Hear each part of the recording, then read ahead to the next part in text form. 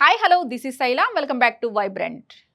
Big Boss హిస్టరీలో కనీవిని ఎరుగని రీతిలో సోనియా ఎలిమినేషన్ జరిగింది. ఇప్పటి వరకు హోస్ట్ నాగార్జున చెప్పిన దాని ప్రకారం ఆడియన్స్ ఓటింగ్స్ని బట్టే ఎలిమినేషన్ అనేది జరుగుతుంటుంది. కానీ ఈ సీజన్లో శేఖర్ భాషా విషయంలో ఆడియన్స్ ఓటింగ్ని పక్కన పెట్టి హౌస్ మేట్స్ నిర్ణయం ప్రకారం ఎలిమినేషన్ ప్రక్రియను చేపట్టారు. అయితే ఆదివారం నాటి సోనియా ఎలిమినేషన్లో కూడా ఇలాంటి విచిత్రమైన సంఘటనే చోటు చేసుకుంది.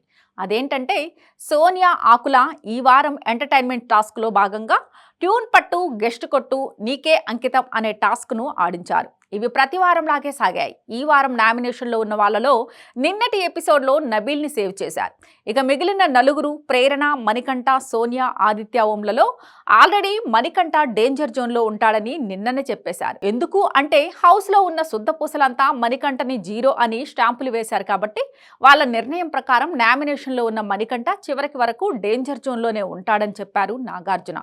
కాబట్టి ఈ సేవింగ్ ప్రాసెస్లో సోనియా, ఆదిత్య ఓం, ప్రేరణ ఈ ముగ్గురు మాత్రమే పాల్గొన్నారు. అందులో ప్రేరణ సేఫ్ అయింది.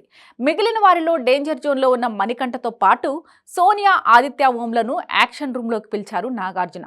ఇక ఈ ముగ్గురులో మళ్ళీ ఎవరు తిరిగి వస్తారో తెలియదు కాబట్టి హౌస్లో వాళ్ళు సెండ్ ఆఫ్ ఇచ్చేశారు. సోనియా వెళ్తూ వెళ్తూ చిన్నోడికి డీప్ హగ్ ఇచ్చి నన్ను గుర్తు చేసుకుని ఇంప్రూవ్ అవ్వు అని అంటది.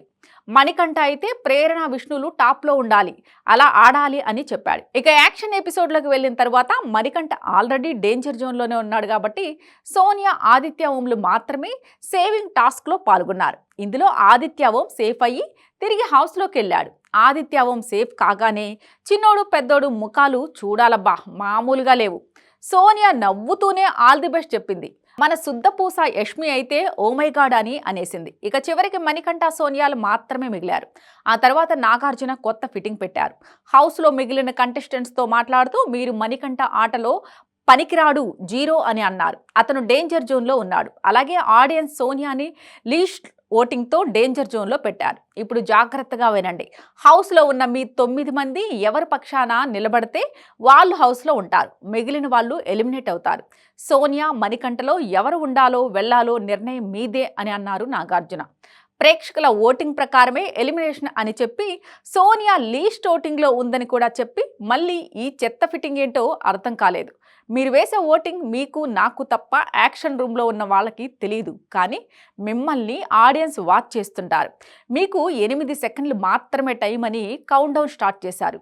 మణికంఠ హౌస్లో ఉండాలని కోరుకునే వాళ్ళు లేచి నిలబడండి అని అడిగారు నాగార్జున. దాంతో హౌస్లో ఉన్న 9 మందిలో నిఖిల్, పృథ్వీ, నైనికలు తప్ప మిగిలిన 6 నబీల్, ఆదిత్య ఓం, విష్ణుప్రియ, ప్రేరణ, విష్ణుప్రియ, సీతలు మణికంఠకే జేకొట్టారు. దాంతో Nagarjuna audience voting, house voting ప్రకారం సోనియా ఎలిమినేట్ అయ్యిందని ట్విస్ట్ ఇచ్చారు. ఆ తర్వాత యాక్షన్ రూమ్లో ఉన్న సోనియా, మణికంఠలతో మాట్లాడారు. ఆడియన్స్ ఓటింగ్ ప్రకారం, హౌస్ ఓటింగ్ ప్రకారం సోనియా నువ్వు ఎలిమినేట్ అయ్యావు అని బాంబు పేల్చారు నాగార్జున. ఆ తర్వాత మణికంఠ డేంజర్ జోన్లో వరకు వచ్చినందుకు నిన్ను జైలుకు పంపిస్తాం, జైలు నుంచి ఎప్పుడు బయటకు రావాలనేది బిగ్ బాస్ ప్రకటిస్తారు అని చెప్పారు నాగార్జున. దాంతో మణికంఠ తనని సేవ్ చేసిన ఆడియన్స్కి థ్యాంక్స్ చెప్పి ఎమోషనల్ అయ్యాడు. ఇక సోనియా ఎలిమినేషన్ అనివార్యమయ్యింది. అయితే బిగ్ బాస్ హిస్టరీలో ఆడియన్స్ ఓటింగ్ ప్రకారం ఎలిమినేట్ చేసి లీస్ట్ ఓటింగ్ ఇచ్చిన తర్వాత కూడా మళ్ళీ హౌస్ మేట్స్ నిర్ణయం తీసుకోవడం అనేది ఇదే తొలిసారి. మొత్తానికి అటు ఆడియన్స్తో పాటు హౌస్ మేట్స్ కూడా చీకొట్టడంతో హౌస్ నుంచి ఎలిమినేట్ అయ్యింది సోనియా ఆకుల. ఇక ఎలిమినేషన్ తర్వాత స్టేజ్ మీదకి వచ్చి బాంబ్ పేల్చింది సోనియా. ఇలాంటి లేటెస్ట్ అప్డేట్ కోసం చూస్తూనే ఉండండి వైబ్రెంట్.